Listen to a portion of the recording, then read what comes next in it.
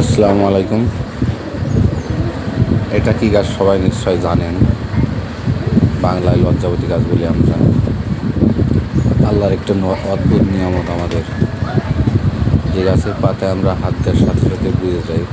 কিন্তু আরও একটা অদ্ভুত বিষয় আপনারা খেয়াল করে দেখুন, এই গাছগুলোর ডালগুলো কেমন স্প্রিংয়ের মতো, যেটা অন্য কোনো গাছে হয়তো সম্ভবত নাই, আমার জানা নেই আছে কিনা।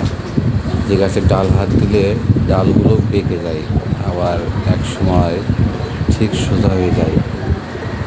দেখছেন তো সবাই কেমন আল্লাহ সৃষ্টি, কি অদ্ভুত। তারপরেও আমরা আল্লাহর সৃষ্টির শুকরিয়া আদায় করি। এবং ডাল তো, পাতা তো বুঝেই যাচ্ছে, সাথে ডালগুলো বেরিয়ে যাচ্ছে। আমার নিজের বাসায় আছে এই গাছগুলো। আপনাদেরকে আরও লাগলে অবশ্যই কমেন্ট করবেন।